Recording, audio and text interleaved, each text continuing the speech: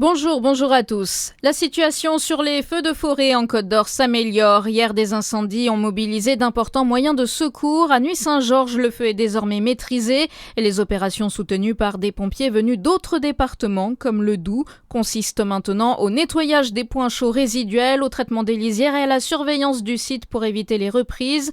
Du côté de Montely, en revanche, les sapeurs-pompiers poursuivent leurs opérations d'extinction. De nombreux points chauds persistent dans la zone. La double vigilance canicule et feux de forêt maintenus aujourd'hui en Côte d'Or. Avec cette chaleur, les consignes des ministres de la Santé et de l'Autonomie, ils appellent les hôpitaux et les EHPAD à renforcer les mesures de protection. Les ministres appellent les directeurs à équiper les postes de soins et les salles de repos en climatiseurs mobiles, rafraîchisseurs d'air et ventilateurs, grâce aux 100 millions d'euros de crédits d'urgence débloqués.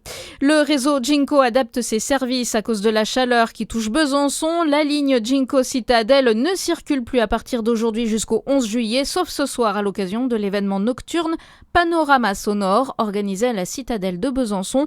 Plus d'informations sur leur site internet. La consommation d'alcool réglementée aujourd'hui en Saône-et-Loire pour le match France-Maroc. L'équipe de France joue son quart de finale de Coupe du Monde à 22h. La consommation et la vente à emporter d'alcool sur le domaine public sont interdites à partir de 20h jusqu'à 6h demain. Il en est de même pour les artifices de divertissement. Le Parti socialiste est-il prêt pour la présidentielle? À moins d'un an de l'élection, les militants sont invités à voter aujourd'hui pour définir la stratégie du parti. Un vote pour décider d'une primaire ouverte qui rassemble la gauche démocratique et les écologistes ou alors plus fermée.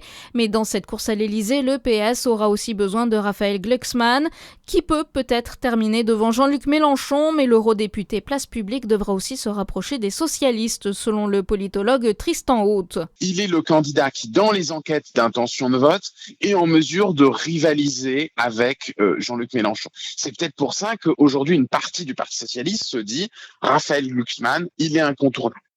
Après, Raphaël Glucksmann, il n'a pas encore lancé sa campagne. On ne sait pas quels sont est-ce qu'il a des troupes, est-ce qu'il a un appareil partisan derrière lui. Par rapport à la France insoumise, c'est quand même plutôt faible.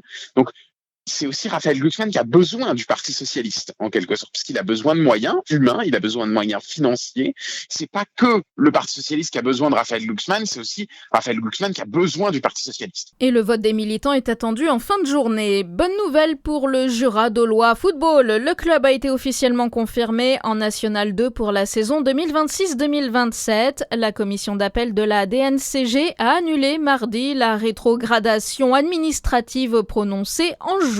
Et puis l'équipe de France joue ce soir son quart de finale de Coupe du Monde contre le Maroc. C'est la revanche de la demi-finale de 2022 remportée par les Français.